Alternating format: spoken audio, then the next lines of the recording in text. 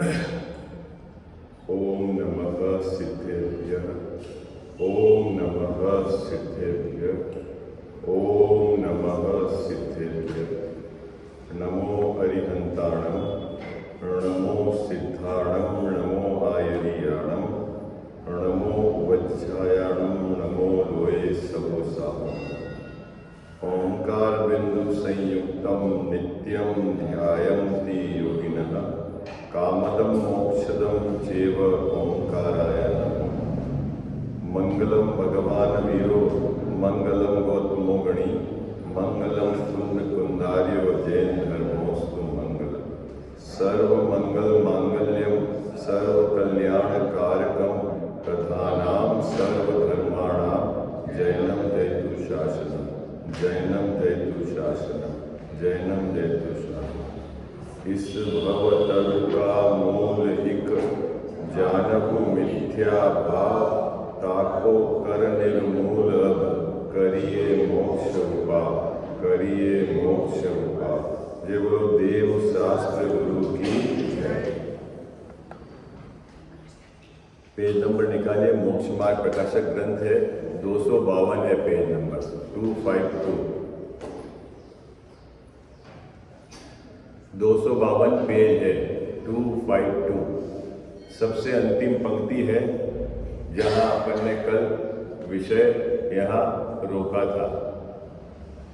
वीतराग भावों के और व्रतादिक के कदाचित कार्य कारण बना है। क्या पंक्ति मिली सबको? आप लोगों को क्या क्या लिखा है यहाँ पर टोडरमल साहब ने? वीतराग भावों के और व्रतादिक के कदाचित कार्य कारण बना है। वाक्य तो बहुत सिंपल है, सेंटेंस तो बहुत एक है, लेकिन इस वाक्य को समझना बहुत गहराई से है। अपने को मिला कजाम साहब आपको पंक्ति? अभी यहाँ देखना क्या लिखा टोडरमल साहब ने। वीतराग भावों का, एक तरफ तो हो गए वीतराग भाव और दूसरी तरफ हो गए व्रतादिक के भाव। मिल गई पंक्ति? मिल गई? हाँ जी। क्या दो भाव हो गए ना? क्या एक तो हो गए वीतराग भाव और एक हो गए व्रतादिक के भाव। इसका मतलब है व्रतादिक के भाव वीतराग भाव नहीं है। अगर वो वीतराग भाव होते तो फिर यहाँ टोडरमल साहब ऐसा नहीं लिखते कि व्रतादिक और वीत, क्योंकि वो तो एक ही हो जाते। हेमंत जी वैसा बात पकड़ में आएंगे आपको? क्या अपन बंटवारा करते हैं ना कि ये तो है मेरा और ये अजीत भाई का, मान लो ऐसा बंटवारा करा, ठीक है? तो इसका मतलब है मेरा और अजीत भाई दोनों के माल में अंतर है ना? अंतर तभी तो लिख कहा। यदि दोनों ही एक ही का होता तो मेरा ही ऐसा बोलते हैं, दो क्यों करते? बात पकड़ में आई आपको? क्या तो इस पहले दो शब्द से क्या भाव निकल रहा है? इन दो शब्द से क्या भाव निकल रहा है जैन साहब? कि वीतराग भाव और व्रतादिक के भाव। व्रतादिक में क्या लेना? अणुव्रत और महाव्रत, है ना? शब्द आता है ना अणुव्रत। आंशिक रूप से जो पापों से एक देश ये जीव छूटा है ना, वो अणुव्रत। और महाव्रत ने सर्वदेश पापों से छूटा है, महाव्रत।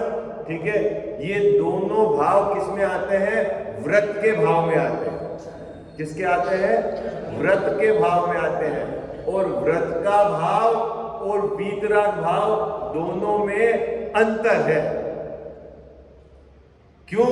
क्योंकि व्रत का भाव राग का भाव है और वीतराग भाव धर्म है। क्या बाबू जी? व्रत का भाव क्या है? राग का भाव है और वीतराग भाव धर्म है। ठीक है?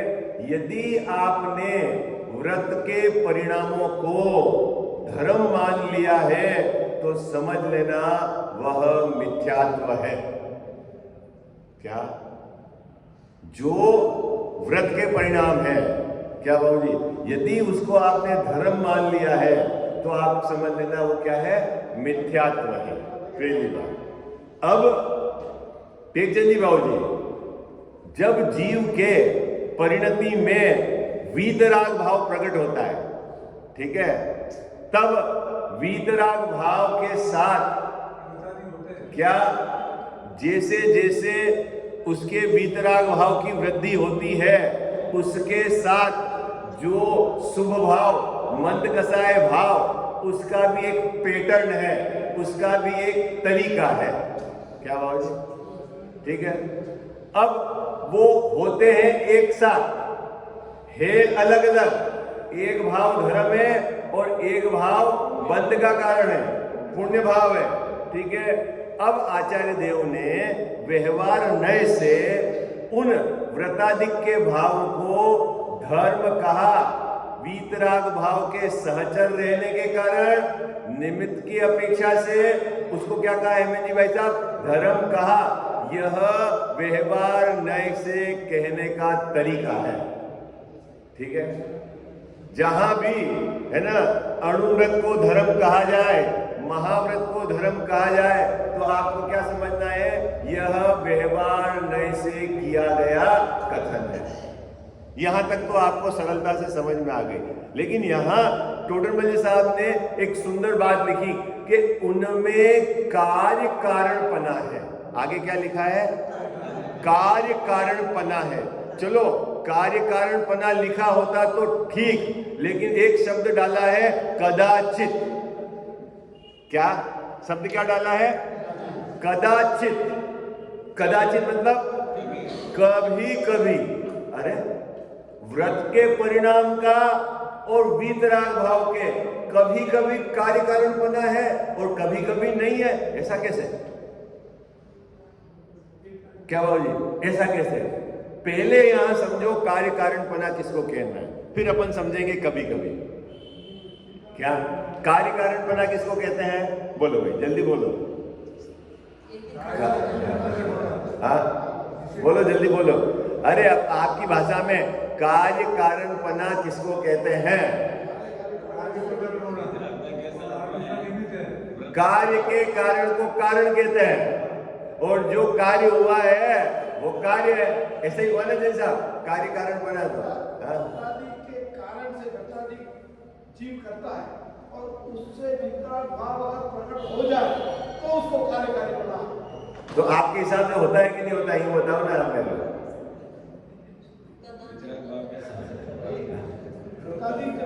आपने घटाया तो सही है कि व्रतादिक ले और वीतराग भाव बढ़ जाए। ठीक है, तो व्रतादिक के कारण वीतराग भाव बढ़ गया। तो अब मेरा प्रश्न है कि व्रतादिक के भाव से वीतराग भाव की वृद्धि होती है क्या? मेरा प्रश्न ये है। बोलो भाई जल्दी बोलो, आप लोगों का क्या है? तो फिर कार्य कारणपना क्या हुआ? हाँ अब टेकचंद जी बाबूजी पकड़ में आई बात। कार्य कारणपना क्या हुआ पता है बाबूजी? साथ साथ है और यहाँ आचार्य देव ने कार्य कारणपना घटाया। आप बुद्धि पूर्वक बाहर में पापों से निवृत्ति लेते हो, नियम लेते हो, ठीक है, जैसा है 5 इंद्रिय के विषयों से दूर हटते हो, ये तो हुआ आपका बुद्धि पूर्वक, है ना। आपने व्रतादि को अंगीकार किया, एक काम हो गया।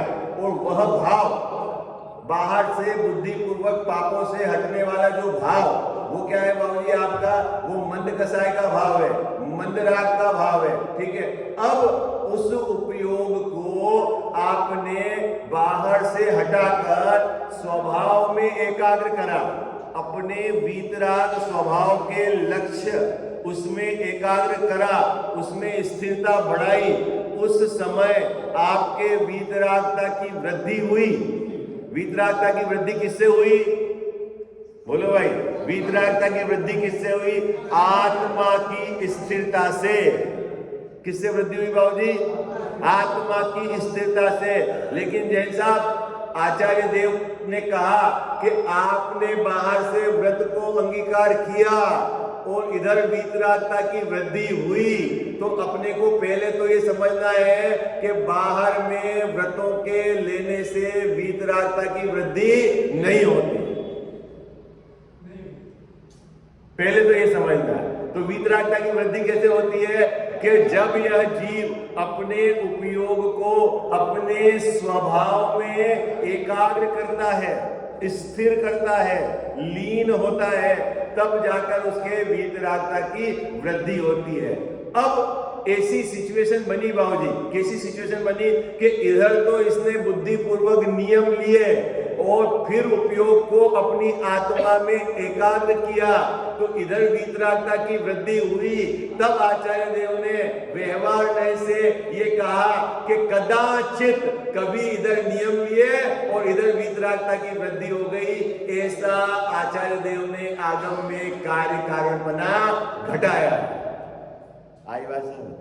लेकिन यदि आप समझ लो कि मैंने इधर से तो बाहर से पापों से हटा और मेरे वीतरागता की वृद्धि हो गई, ये कार्य हमेशा हो, तो फिर कदाचित नहीं है। फिर तो आप बोलते क्यों मुनिव्रत धार अनंत बार ग्रेवे उपजायो है। कदाचित कब होती है वीतरागता की वृद्धि? वीतरागता की वृद्धि किससे होती है जैन साहब? हाँ, अपने आत्मा में लीनता से ही वीतरागता की वृद्धि हो।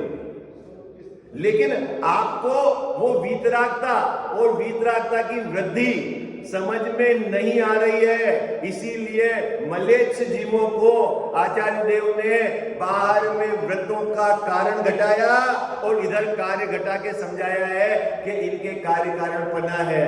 लेकिन समझना क्या है व्यवहार में से, जब भी इस जीव को वीतरागता की वृद्धि होगी तो अपने आत्मा की स्थिरता से होगी, बाहर में परद्रव्य के किसी भी परिणाम से नहीं होगी। कितनी सुंदर बात है, कितनी सुंदर बात है? इस पंक्ति में कितना माल है जैसा। ये तो एक पंक्ति लिखी है टोडर मल्ले साहब। समझ में आ गया आपको कार्य कारणपना कैसे घटाना? बाहर में उपवास किया और हमारे वीतरागता की वृद्धि होनी चाहिए, ऐसा कार्य कारणपना नहीं है। जब आपने उपवास किया, बाहर से अपने उपयोग को समेटा और उस उपयोग को अपने स्वभाव में ले जाकर स्थिर किया, तब वीतरागता की वृद्धि हुई। उस समय आचार्य देव उपचार से, व्यवहार से सहचर जानकर कहते हैं कि उपवास के कारण धर्म है, उपवास के कारण इनके शुद्धि की वृद्धि हुई। खरे खर भोजन के छोड़ने से शुद्धि की वृद्धि नहीं होती। हाँ? ऐसा मत सोचना कि कभी कभी भोजन के छोड़ने से शुद्धि की वृद्धि हो जाएगी और कभी कभी नहीं होगी, कदाचित का ऐसा अर्थ नहीं है। हाँ? हाँ? जब भी शुद्धि की वृद्धि होगी अपने उपयोग को अपने आत्मा में एकाग्र करने से होगी। क्या जैसा शुद्धि की वृद्धि कैसे होगी? हाँ, अपने आत्मा में अपने उपयोग को एकाग्र करने से होगी। अगर आप उपवास पे कारण घटा दो तो फिर भरत के केवल ज्ञान को घटाने में पसीना आ जाएगा। आई बात समझ में क्या? लेकिन जैसा आप एक बात और समझना, जो जीव अपनी शुद्धि की वृद्धि को करना चाहता है और कमजोर भूमिका वाला जीव है, उसका उपयोग तो वह यदि बाहर से बुद्धिपूर्वक निवृत्ति लेकर अगर अंतरंग इस जाति का पुरुषार्थ करे तो कोई मनाही नहीं है, मनाही नहीं। जल्दी होना नहीं होना जुदा। अभी जैसे कमजोर विद्यार्थी है, अब आपको बाहर का डिस्टर्बेंस है तो आप रूम बंद करके पढ़ाई करो, लेकिन रूम बंद करने से पढ़ाई नहीं होती है। पढ़ाई कब होगी? पढ़ाई रूम बंद करने से नहीं होती, पढ़ाई तो आपको पढ़ना पड़ेगा। आई बात समझ में? तो शुद्धि की वृद्धि कब होगी? शुद्धि की वृद्धि कब होगी? अपने उपयोग को अपने में एकाग्र करना। ठीक है? अब इतना बड़ा विषय है, मूल काम तो जैन साहब अपने उपयोग को अपने में एकाग्र करना। अब ज्ञानी धर्मात्मा ने बुद्धिपूर्वक क्या क्या नियम लिए हैं, क्या क्या त्याग किए हैं, उसमें किस प्रकार के अतिचार है, किस प्रकार उनको वो पालन करता है, इसकी बहुत लंबी चर्चा है व्यवहार न्याय से, बहुत लंबी चर्चा है। लेकिन मुद्दा कहां है, क्या समझना है गजानन साहब? मुद्दा आत्मा के भान पूर्वक आत्मा की स्थिरता से ही इस जीव का काम होने वाला है। बस इतनी बात आपको चित्त में बिठानी है, ठीक है? बाकी विस्तार तो बहुत है। क्या जैसा जब आपकी शुद्धि की वृद्धि होगी तो कर्मों में क्या होगा, उसकी भी बहुत लंबी चर्चा है। किस जाति के परिणाम रात के किस किस तक कहां तक विद्यमान रहते हैं, उसकी भी बहुत चर्चा है, ठीक है? व्यवहार न्याय से बाहर में क्या छोड़ता है, क्या ग्रहण करता है, उसकी भी बहुत चर्चा है। लेकिन बाबू जी मुख्य काम क्या है? आत्मा का भान और आत्मा की स्थिरता। अगर ये पता नहीं है आपको और बाकी उधर का सब आप भले याद कर लो, कुछ कार्यकारी नहीं। बात पकड़ में आ गया? हाँ? इतना छोटा सा विषय है जैन धर्म का, कोई लंबा विषय थोड़ी है जैन साहब, है? चूंकि ये सम्यक दर्शन का विषय चल रहा है यहाँ पर, ठीक है ना? तो यहाँ इस बात को समझाया जा रहा है। क्या समझाया जा रहा है? कि व्यवहार न्याय के कथनों को किस प्रकार अंगीकार नहीं करना। व्यवहार न्याय कहेगा व्रत को धर्म, अनुव्रत को धर्म, महाव्रत को धर्म, दान के परिणाम को धर्म, पुण्य के परिणाम को धर्म, तीर्थ यात्रा के परिणाम को धर्म। और आपको क्या अंगीकार करना है? अंगीकार क्या करना? ये भाव धर्म नहीं है। धर्म तो एक वीतराग भाव है और ये सब राग के भाव है। कितने लोगों को समझ में आई बात? पकड़ में आ रही है आपको? प्रश्न क्या था शिष्य का? टोडरमल जी साहब के शिष्य का प्रश्न क्या था कि फिर व्यवहार न्याय के बिना परमार्थ का उद्देश्य कैसे नहीं हो सकता, और व्यवहार न्याय को किस प्रकार अंगीकार नहीं करना, किस प्रकार अंगीकार नहीं करना? जैसा व्यवहार न्याय कहता है वैसा मत मानना। हाँ, क्या व्यवहार न्याय तो पूजा में धर्म कहेगा, आपको क्या मानना है? क्या है? पूजा में धर्म नहीं है, पूजा का भाव पुण्य का भाव है।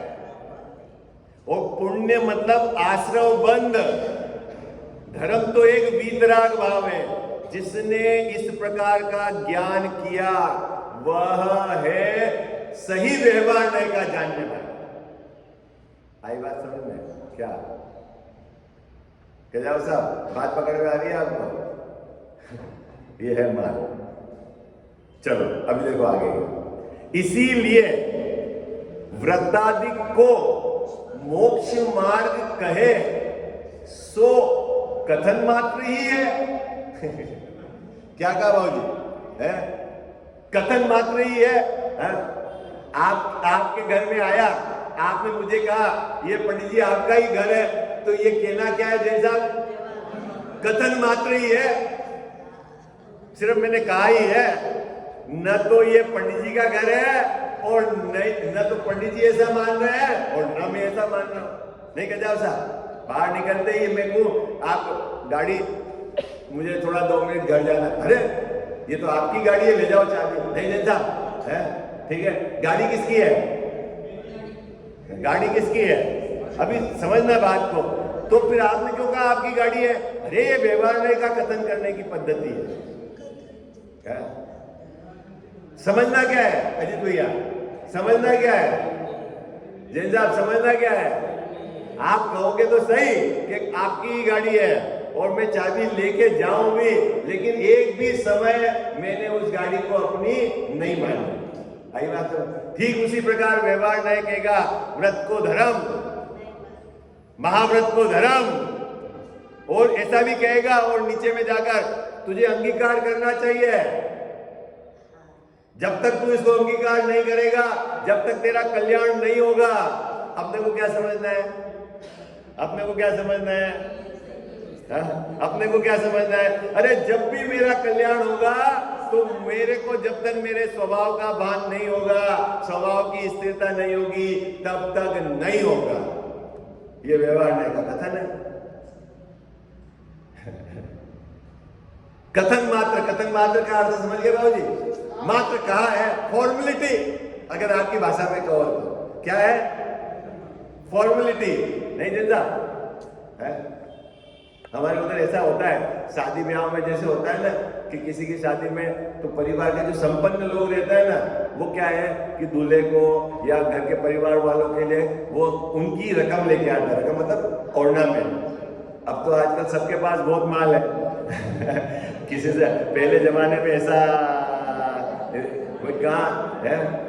तो फिर क्या, अरे साहब मेरे को नहीं पहनना है, अपने ही है तो क्या? हेमंत जी भाई साहब किसका है? अपना ही है।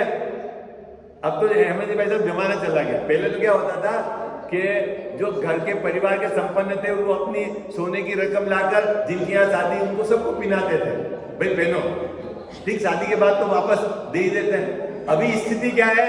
रकम तो है आपके पास सोने की, वो तो रखिए लॉकर में है और लाके नकली पहनो। दूसरे को देने की बात तो जाने दो। नहीं बात समझ में आई? नहीं बाबू है? अभी देखना मजेदार बात, न तो वो पहनने काम में आ रही है, ठीक है जैसा, और संभालने का उपयोग खर्च हो रहा है। और दूसरा जोड़ किसको आता है? जो लोकल में पड़ा सोना उसको जोड़ नहीं है। जोड़ किसको है? जोड़ किसको आता है? अरे बोलो ना, किसको जोड़ किसको आता है? जिस जो मानता है ना ये मेरा, इससे मैं बड़ा हूं, उसको जोर आता है नहीं अंदर से बाबू जी।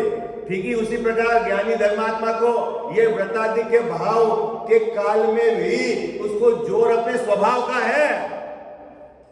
हाँ, मेरा स्वभाव कैसा है? क्या जनता, कैसा है मेरा स्वभाव? ये जो है ना शरीर, कर्म और शुभाशुभ भाव से भिन्न, ऐसा मैं परम तत्व हूं, उत्कृष्ट तत्व हूं। ऐसा उसको ज्ञानी धर्मात्मा को कब जैसा? राग के काल में भी राग का जोर नहीं है, वीतराग स्वभाव का जोर है। आई बात समझ में? हाँ, इसीलिए वो ज्ञानी है। उसकी परिणति में राग है इसलिए ज्ञानी है, ऐसा नहीं है। क्या बाबू जी? सम्यक दृष्टि भी पूजा करता है और मिथ्या दृष्टि भी पूजा करता है, तो पूजा करने के कारण वो सम्यक दृष्टि नहीं है।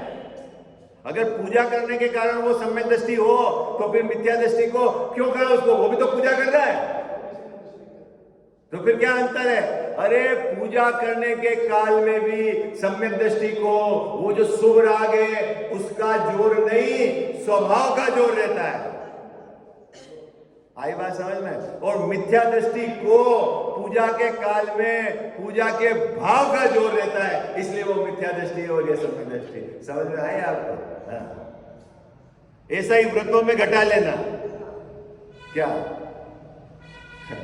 कठिन तो नहीं हो गई बात? सब बात समझ में आई नहीं आई? जोर समझ गए ना? गाड़ी भले ही जैन साहब की चला रहा हूं लेकिन मानता क्या हूं मैं? मेरी नहीं है। क्या हो? चला रहा हूं मैं, बैठा हूं, चला भी रहा हूं, लेकिन मानता क्या हूं? नहीं है। ठीक उसी प्रकार पूजा के भाव में भी ये भाव मेरा नहीं है, उस भाव का मैं करता नहीं हूं। गजब की बात है साहब, ये तो कैसे हो सकता है? अरे ये हो सकता है, जब आपको गाड़ी के समय हो सकता है तो पूजा के काल में क्यों नहीं हो सकता? ये बताओ मेरे को। पूजा का भाव कौन करता है? भले ही मेरी पर्याय में हुआ हो लेकिन मैं उसका करता नहीं। मैं तो जानन क्रिया, उस जानने वाला हूं, जानने वाली क्रिया का तो करता हूं, राग का करता नहीं। बाबू जी बात पकड़ में आती है? ये बात समझनी है, इसी को समझने में पूरी ताकत लगानी है। आई बात समझ? जब तक आप इन दोनों में भेद विज्ञान नहीं करोगे तब तक काम नहीं होगा। और मैं कहूं अपनी भूमिका में किया गया सर्वोत्कृष्ट पुरुषार्थ भी यही है कि आप राग से भिन्न अपने स्वभाव को ऊर्ध करो। आई बात समझ? क्या जैन साहब, सभी तरह के पुरुषार्थ है, पूजा करो, तीर्थ यात्रा करो, मंदिर बनाओ, विधान करो, कुछ सब करो। ऐसे करने में जिस जीव ने शुभाशुभ भाव से भिन्न अपने स्वभाव में भेद विज्ञान नहीं किया, उसके हाथ में कुछ नहीं लगा। मंद कसाय से कराओ, पुण्य अधिक बन जाएंगे, एकाधिक गति स्वर्ग की हो जाएगी, संसार का संसार में ही रहने वाला है। आई बात समझ? क्या ये कोई अलौकिक मार्ग है? जैन धर्म पोपाबाई नो राज नहीं। क्या परमार्थ से आगे आगे क्या लिखा टोडरमल साहब ने? परमार्थ से बाह्य क्रिया। बाबू जी बाहरी क्रिया क्या है? बोलो क्या है बाहरी क्रिया? है देखते जी बाबू जी, बाहरी क्रिया क्या है? अरे आप बाहरी क्रिया है क्या है? हाँ, बाहर से सब घटा लो आप। हाँ, आप घर से यहाँ मंदिर आए, अब आप भले अहंकार करो, मैं रोज मंदिर आ रहा हूँ, मैं पूजा कर रहा हूँ, मैं शुद्ध वस्त्र से आया हूँ, मैं ये भोजन छोड़ के, ये त्याग करके, ऐसा करके मैं शुद्ध सोच का भोजन कर रहा हूँ। ये सब क्या है जैन साहब?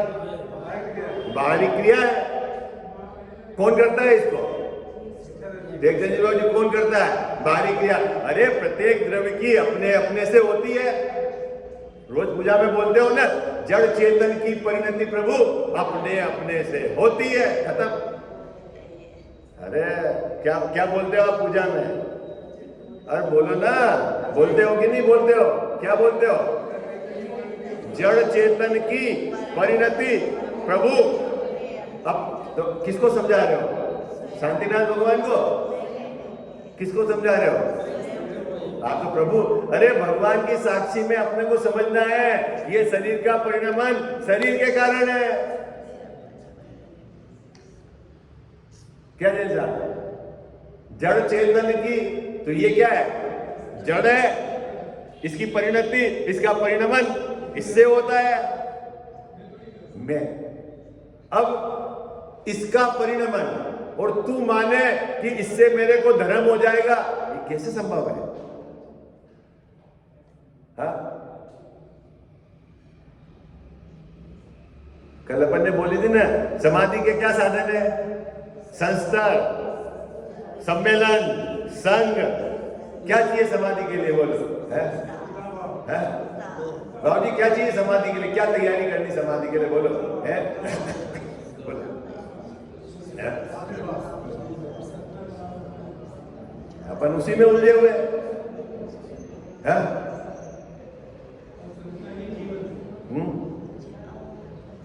बाही क्रिया मोक्ष मार्ग नहीं है, ऐसा ही श्रद्धान करना। बाहर की क्रिया का जोर नहीं हो जाए, उसका तुम कर्ता मत बन जाना। तू मात्र जानने वाला है। क्या जनता? बाहर की क्रिया से मोक्ष मार्ग नहीं होता। और बाबूजी और बोल में मंद राग भी मोक्ष मार्ग नहीं है।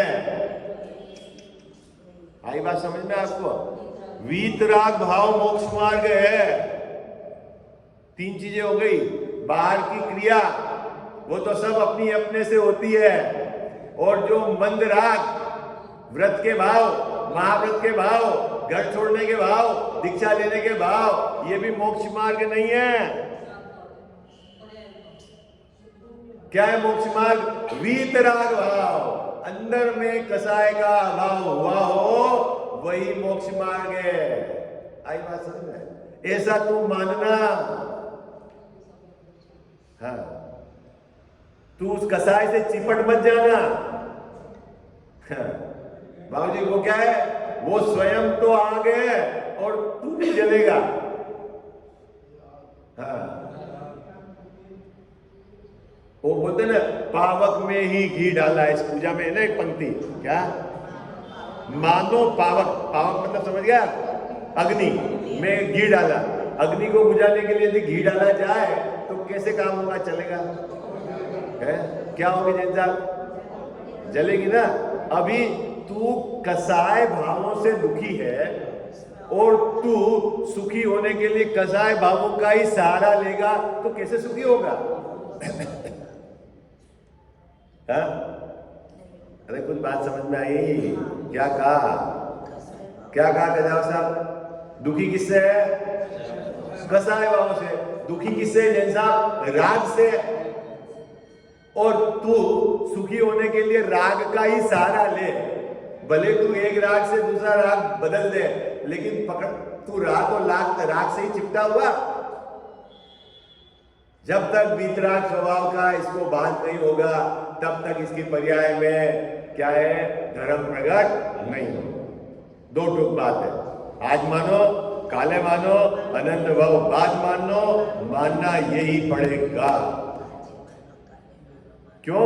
क्योंकि यही बात केवली भगवान ने बताई है, यही बात आचार्य भगवंतों ने लिखी है।